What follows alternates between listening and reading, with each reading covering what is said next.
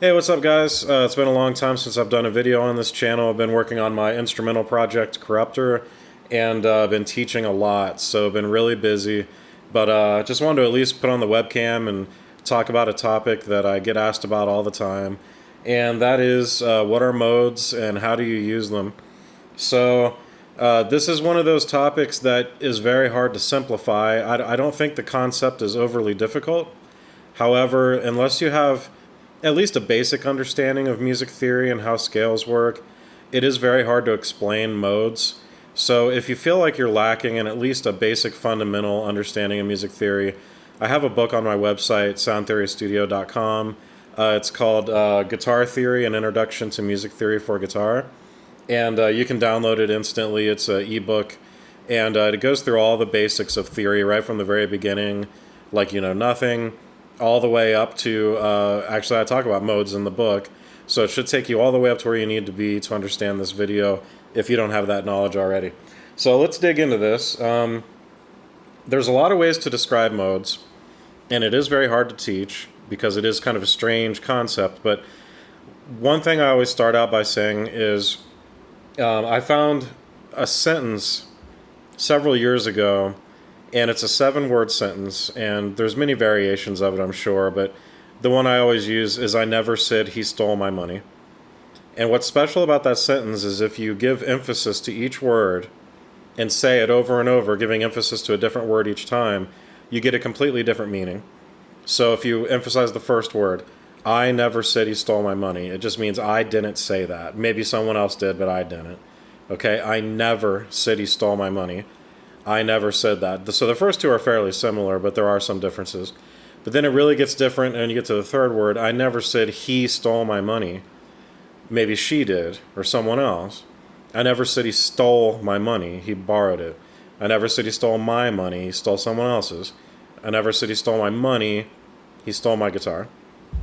So the modes work a lot like that sentence. So if you know the major scale, which is the do, re, mi scale that we hear singers warm up with, so should sound familiar. Now that's usually just called the major scale, but technically speaking, that is mode 1, which is also known as Ionian, I-O-N-I-A-N, and you may have heard that term before. Now the reason it's called mode 1 is because we're assuming that the first note of that scale is the root note, so it would sound really good over in like an A major chord.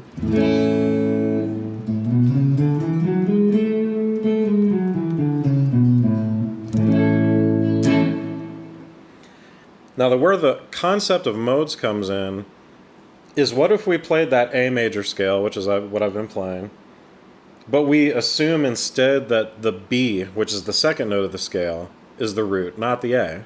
So then we're going to get...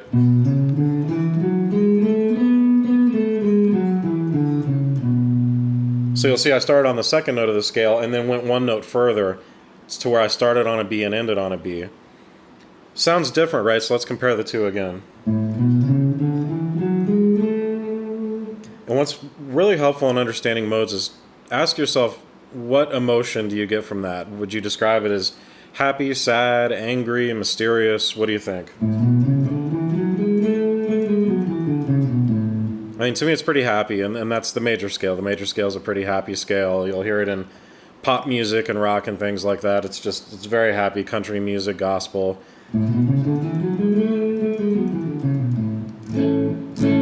Pretty happy.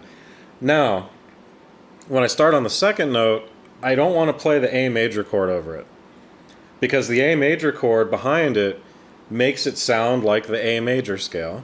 It makes it sound like the first note of the scale is the root of the scale. So instead, I want to play a B chord, because we're talking about the second note of the scale being the root now, and the second note of the scale is B. Now this is where a little bit of theory knowledge can really help. If you know the chords that make up a scale, a major scale, the order is major, minor, minor, major, major, minor, and diminished. So following that formula, you should know that the second chord of the scale is minor, not major. So if I want to play a B chord from the key of A, it's going to be B minor. Okay, now I can play that scale over it.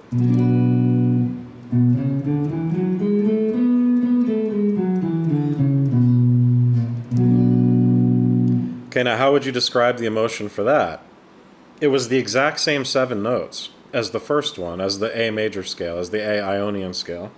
It sounded really different, right? And it has a different mood to it. Just like the sentence, if you change the word that you emphasize, it changes meaning. Well, in the scale, if I change the note I'm emphasizing, and it changes meaning as well.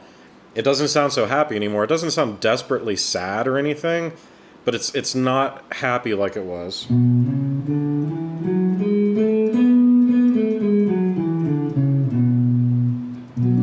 And that B minor chord really brings that home. With the B minor acting as the root, minor obviously sounds sad, major sounds happy.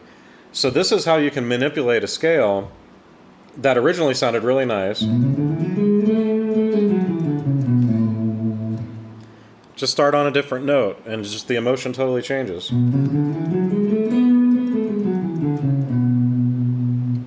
Now I can do it for the third note of the scale. I can do it for any of the notes of the scale, so let's do it for the third note.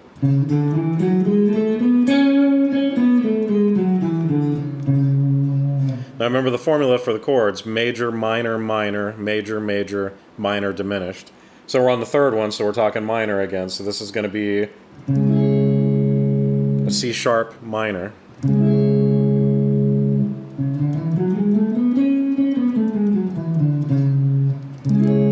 Now you'll notice I played the scale in a different position there. I'm still playing what is essentially the A major scale. I just played the notes up here instead of down here, but I played the same thing. So that one, I believe, is even darker than the seconds when we made the second note the root. So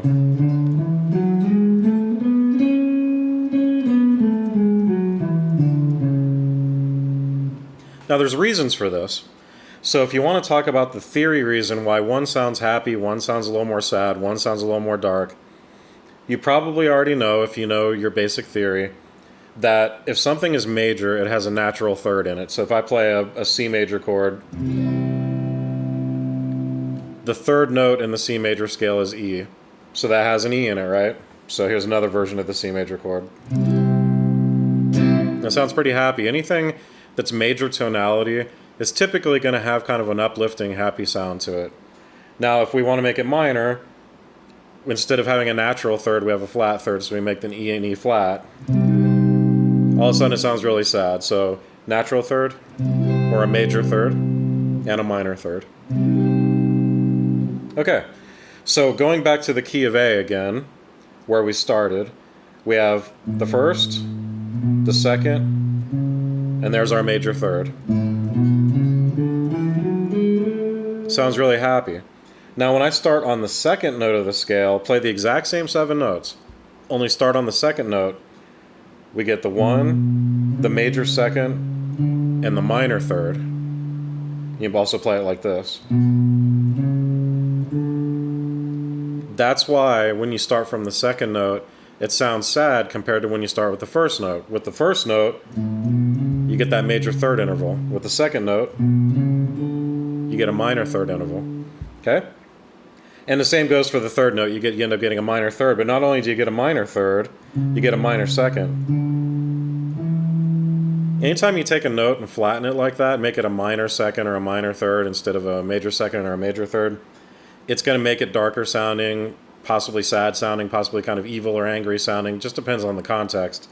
But anytime you drop a note from like a major second to a minor second, major third to a minor third, major seventh to a minor seventh, you're going to get that kind of darker, more sad feeling. So that's why, even though I'm playing the same 7 notes every single time, I'm getting totally different emotions depending on which note I start on. And that is the concept of modes, where the first one was happy and we call it Ionian. The second one, like I said, not overly sad, but definitely darker sounding than when we start on the first note. That mode is called Dorian, that's mode 2. Mode 3 is Phrygian. Mode 4 is Lydian. So Lydian sounds a little bit like this. So.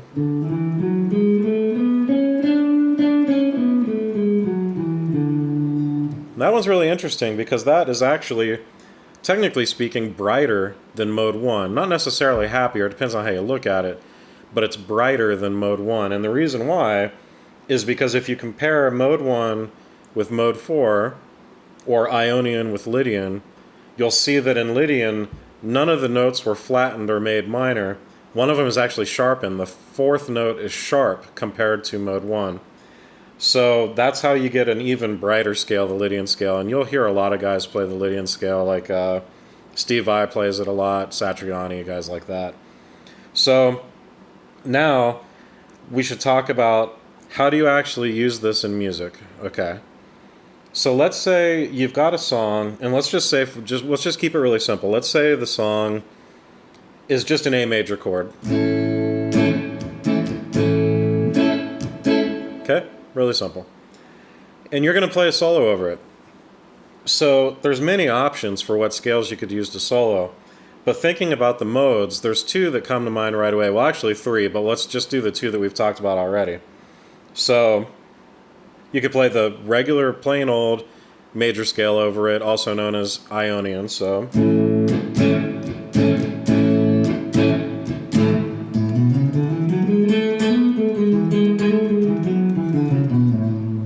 okay, but we just said a moment ago, the Lydian scale, which is mode 4, remember major, minor, minor, major, major, minor, diminished.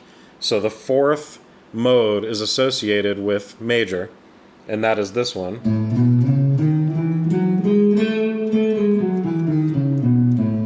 Okay, now you'll see I'm playing a totally different scale now. I'm not playing the A major scale anymore. Now what I'm doing is I'm taking A, and I'm playing it as though it were the fourth note of the scale instead of the first. That's how I get the fourth mode sound. So I'm going 1, 2, 3, sharp 4, 5, 6, 7, 1. It's just like the Ionian mode, the regular major scale mode, only it has a sharp 4. So here's the regular scale, the major scale. 1, 2, 3, 4, 5, 6, 7, 1. Lydian mode is 1, 2, 3, sharp 4, 5, 6, 7, 1. It's only one note different. So over this chord, I can play the Lydian mode. I'm going to assume A is the fourth note of the scale, not the first. And I'll get this.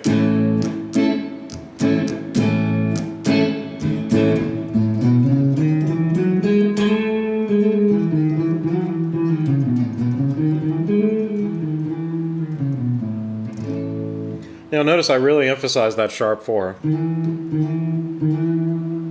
Because that's the main difference between Ionian and Lydian, is the sharp 4. So obviously this is a complex subject, and if you're totally lost at this point, like I said, go ahead and research just basic music theory. It really won't take you long to learn it. And you know, the book I have on my website, soundtheorystudio.com, can really help you with that. And you can look up all kinds of YouTube videos on just intro to music theory. Go through how scales are made, how chords are made, chord formulas, scale formulas. And if you just spend, like, you know, just a few days kind of researching that, everything I'm saying should make a lot of sense to you. So let's look at one that's really dark. So let's assume now that the song is a minor chord instead of a major chord. So we're going to play like a minor 7. Okay, so mode 3 is one of the darker modes. And so what that means, again, is I'm just going to assume A is the third note of the scale, not the first. And that's going to make a different mode. It's going to make the Phrygian mode, which is mode 3. So we got...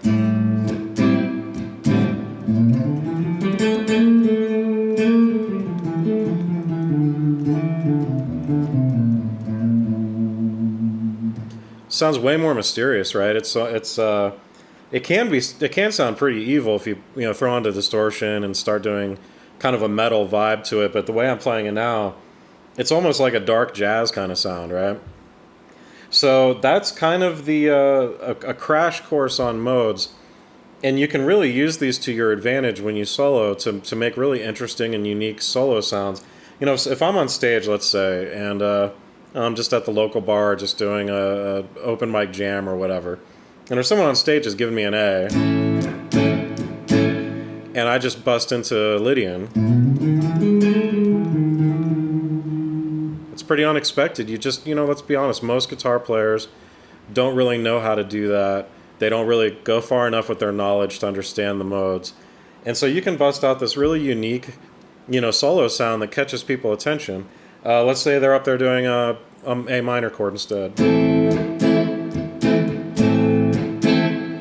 A lot of people would play either A minor pentatonic, or maybe they would play the A minor natural minor scale, which is also known as mode 6 Aeolian.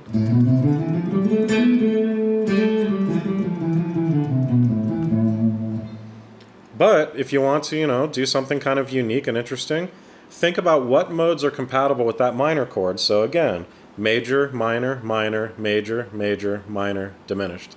So that tells you that mode 2, mode 3, and mode 6 are compatible with a minor chord like that. So mode 6 is the natural minor scale, so I already played that one. You could play the Dorian scale over it, which is mode 2.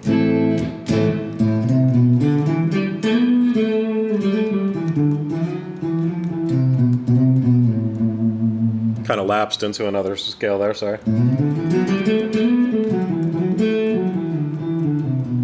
At this point, I'm kind of used to changing modes on the fly sometimes because it just sounds really interesting. But anyway, we'll just stick with the Dorian scale. So.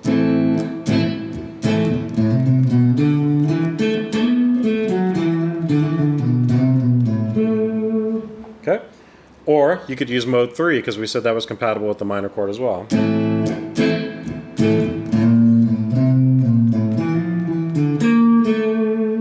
Man, now that's a big difference, right? Like that's just a very kind of dark and mysterious sounding mode. And you do that and it grabs everyone's attention. It's not really expected, but it still sounds really, really good. And the scale's completely compatible with that chord. So I use that a lot in my writing. If you understand modes and you practice them and you get to a point where you can, use them anytime you want, then you can do some really, really interesting stuff. And it also helps with writing because if you want to write a song about something and you want it to have like maybe a dark, mysterious feel to it, you can go right to the modes that sound that way and save yourself a lot of writing time. Like go right to Phrygian, for instance. And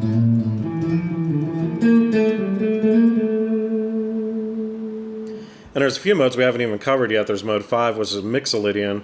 Mode 5 is exactly the same as the Do, Re, Mi, Fa, So major scale. Only it has a flat 7, so 1, 2, 3, 4, 5, 6, 7, 1.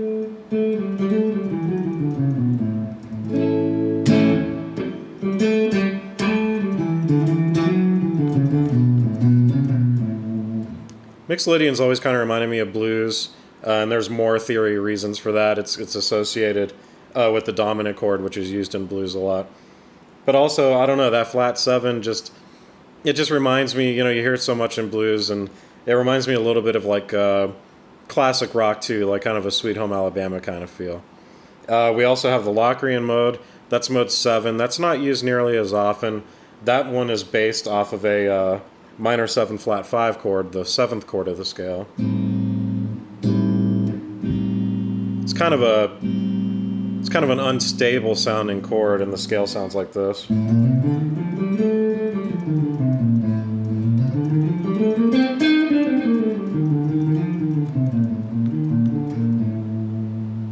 So the scale kind of sounds unstable too, just like the chord. You'll hear that quite a bit in jazz, because in jazz they're not afraid to play the minor 7 flat 5 at all. But if you listen to rock or pop or anything like that, you won't hear it as often, though you will hear it sometimes. So anyway, I hope that's helpful. It's a complicated topic that requires a lot of study, a lot of memorization, a lot of time to process and understand. But once you get it, it really does make perfect sense. And then you can throw it into your writing and it'll really spice things up quite a bit. So feel free to leave some questions in the comments if you have anything you missed, anything I said that didn't make sense to you or you want some more clarification on, and I'll see if I can help. All right, guys. Well, thanks so much for watching, and I'll see you soon. Later.